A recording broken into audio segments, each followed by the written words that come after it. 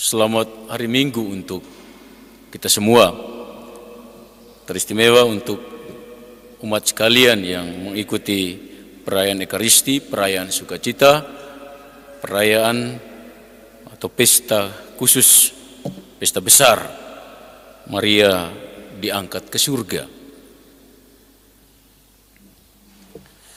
Berkaitan dengan pesta ini kita mendengarkan bacaan yang sangat indah untuk kita renungkan pada perayaan ini, khususnya dari Injil Lukas. Ada dua bagian pokok dalam Injil hari ini. Bagian pertama tentang kunjungan Maria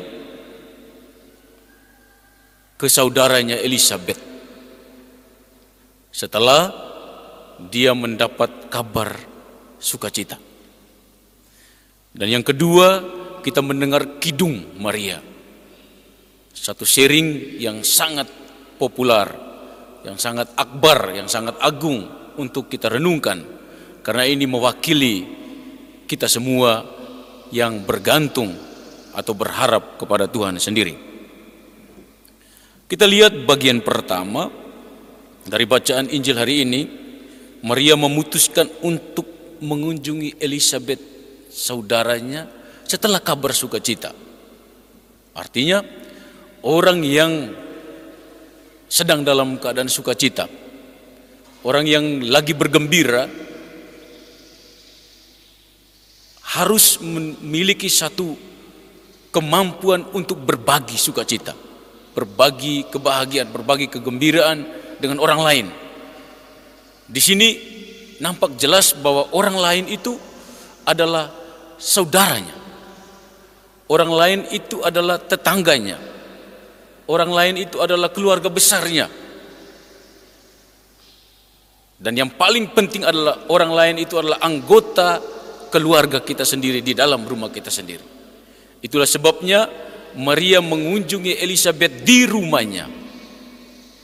Sukacita itu dibagi di rumah, bukan di jalan. Tujuannya adalah rumah. Kenapa rumah? Karena bagi orang Israel dan kita orang beriman, rumah memiliki 3 kekuatan fundamental. Di rumah itu ada altar, di rumah itu ada ruang keluarga, ruang sharing bersama, dan di rumah itu ada dapur. Dapur itu bukan hanya soal makanan. Dapur itu berkisah tentang pelayanan. Maka Maria menuju ke rumah saudaranya Elizabeth untuk berbagi dalam 3 konteks ini, yaitu di dapur, di altar atau meja makan, dan yang ketiga di ruang keluarga, ruang orang berbagi sukacita. Ini prinsip dari sharing sukacita itu ada di 3 aspek ini. Kita tidak hanya berbagi sukacita di ruang makan saja, tetapi di dapur, yaitu pelayanan, di ruang rekreasi atau ruang cerita bersama. Supaya apa? Supaya kita mengenang kekuatan-kekuatan yang datang dari Allah. Dan Maria melakukan hal yang sangat prinsipil, berbagi sukacita di dalam rumah, di dalam 3 kekuatan atau 3 pilar utama sebuah rumah. Apa yang terjadi di dalam 3 tempat ini? Elizabeth dan Maria bicara tentang kebesaran Allah. Kita lihat di sini, khususnya untuk para ibu. Ini karena teks Injil hari ini berbicara tentang 2 wanita. Jadi saya khususkan untuk para wanita dulu. Laki-laki juga seringkali masuk di dalam kelompok ini. Ketika Maria datang, Elizabeth jemput. Saya bayangkan demikian. Elizabeth itu dia keluar dari pintu rumah, dia buka pintu, Maria datang. Dia dengar suara Maria, dia datang. Apa yang dikatakan oleh Elizabeth? Diberkatilah engkau di antara semua wanita. Itu kalimat pertama yang muncul dari mulut Elizabeth. Apa yang mau dikatakan di sini adalah kalimat pembuka untuk menerima saudara, adalah kalimat yang tertuju kepada kebesaran Allah. Bukan bunyinya lain. seperti ini. Ketika Elizabeth melihat Maria datang, dia bilang begini, Maria, cepat masuk sudah ke rumah. Kita ada gosip terbaru tentang tetangga sebelah. Kita ada gosip terbaru tentang pastor paroki atau pastor pembantu. Bukan itu keluar dari mulut wanita ini. Saya tidak tahu zaman sekarang ini kalau ibu-ibu menyambut saudaranya atau temannya baru datang dari pagar langsung, kok cepat sini, cepat. Waduh, ada berita yang menakjubkan ini. Tidak. Yang dikatakan oleh Elizabeth itu terkontrol sekali. Ucapannya terkontrol, yaitu yang tertuju pada kebesaran Allah. Ini yang menakjubkan. Ini hanya soal wanita, tapi laki-laki juga seringkali jatuh dalam hal yang sama. Begitu temannya datang dari pagar, sini. Saya ada beli kartu baru, mari kita mulai judi misalnya. Ada ayam besar, mari kita mulai pergi ke tempat taji ayam. Atau dan sebagainya. Seringkali konteks ini berbeda dengan apa yang diucapkan oleh Elizabeth dan Maria. Tapi paling kurang hari ini kita bersyukur kepada Tuhan melalui Bunda Maria mau membaharui hidup kita, merestorasi, merumuskan kembali kekuatan rohani kita, hubungan kita dengan Tuhan, hubungan kita dengan keluarga, hubungan kita dengan saudara kita. Apa yang harus kita bicarakan? Yaitu kita bicarakan tentang kebesaran Tuhan. Dari situlah ada kedekatan, ada koneksi spiritual yang sangat kuat antara saya dengan sesama saya itu. Itu bagian pertama dari Injil hari ini. Bagian kedua itu sangat menarik juga. Ketika pengalaman rohani itu sudah dituturkan, sudah diceritakan di dalam 3 kekuatan tadi, di dapur orang bicara tentang kebesaran Allah. Maka makanan itu biar sederhana pun akan menjadi sangat nikmat, sangat enak. Di altar orang bicara tentang kurban, di meja makan itu kurban. Itu kurban. Kurban itu seperti apa? Contoh sederhananya seperti ini. Kalau potong daging ayam itu ayam kampung itu misalnya di meja makan, orang tua kurban untuk anaknya seperti ini. Ada paha ayam, ada dada ayam. Itu empuk gitu. Kalau kurban itu seperti ini. Bapak langsung bilang begini, anak-anakku kamu ambil bagian yang ini, paha dan dadanya ini. Itu kurban. Kalau orang tua yang tidak kurban di meja makan itu begini, anak-anak kamu makan bagian kaki dan sayapnya, paha dan dadanya untuk orang tua. Kenapa kamu makan kaki ayam dan sayap ayam? Supaya kamu bisa jalan kemana-mana, terbang kemana-mana. Begitu selesai makan, anaknya langsung jalan kemana-mana. Orang tua bilang, kau ini setiap hari jalan kemana-mana. Anak bilang, ya kan hasil dari makan kaki ayam. Itu tidak ada kurban. Tapi kalau altar itu bicara tentang kurban itu prinsipnya. Orang harus berkurban di meja makan. Ini bukan soal makan, tapi kurban itu dalam banyak hal. Ada orang tua yang berkurban, kadang-kadang kegembiraan, kesenangan dikurbankan demi anak. Anak-anak juga kadang-kadang harus kurban waktunya demi orang tuanya. Apalagi orang tuanya sedang sakit. Kurban banyak, kurban pekerjaan, kurban target-targetnya, kurban usaha-usahanya. Demi siapa? Demi keluarga, altar tadi. Lalu di meja, di ruang rekreasi, di situ ruang cerita.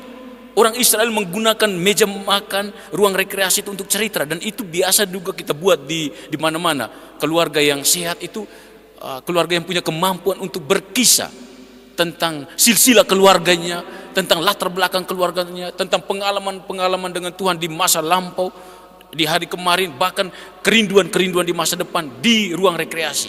Orang membangun cerita ini. Memang agak terbalik dengan zaman ini, orang habis makan di ruang ada rekreasi, masing-masing pegang handphone dengan cerita berbeda. Itu kenyataan. Tapi mari kita rumuskan kembali itu kehidupan kita ini versi Bunda Maria dan Elizabeth. Lalu apa yang diungkapkan oleh Maria? Kalau ada pengalaman cinta kasih, pengalaman yang berkaitan dengan hal-hal rohani itu yang diucapkan oleh Maria, bunyinya adalah aku mengagungkan Tuhan. Itu kalimat pertama. Aku mengagungkan Tuhan. Yang diagungkan Tuhan bukan aku mengagungkan diriku karena saya dipercayakan oleh Tuhan untuk mengandung dan melahirkan putra Allah. Saya mengagungkan Tuhan, bukan aku mengagungkan diriku karena saya dipilih menjadi pejabat ini atau ketua ini atau orang ini seperti ini. Bukan. Yang diagungkan adalah Tuhan yang membesarkan dirinya. Tuhan yang memuliakan dirinya. Tuhan yang mengangkat dia. Itu yang harus diagungkan. Jadi kita harus rasa-rasa sudah, kalau seringkali terlalu banyak agungkan diri, puji diri, lupa puji Tuhan. Akhirnya nama Tuhan yang harus diagungkan itu makin kerdil, makin kecil, sementara nama kita makin besar, makin tinggi, tapi kemudian suatu hari lenyap, tidak berarti apa-apa. Dan Tuhan tetap agung dan Tuhan tetap besar. Apa yang mau dikatakan dalam Kidung Agung ini? Ini bukti bahwa kitab suci, firman Tuhan, kebajikan-kebajikan Maria itu mengangkat martabat manusia ke tempat yang tepat. Mengangkat manusia, martabat manusia ke tempat yang cocok, yang layak. Yang berdosa dipulihkan, yang kecil ditinggikan, asalkan dia bergantung kepada Tuhan. Yang sudah tinggi kalau tidak bergantung kepada Tuhan direndahkan. Yang berkuasa itu dihancurkan. Kalau kuasanya itu kuasa yang meremehkan martabat manusia, kuasa yang mencederai nilai, hilang lenyap. Tapi orang yang diberi kuasa, diberi wewenang, tetapi selalu berharap dan bergantung kepada Tuhan, dia tahu apa artinya menghargai orang lain. Dia tahu apa artinya atau apa arti dari altar, dari dapur dan dari ruang rekreasi.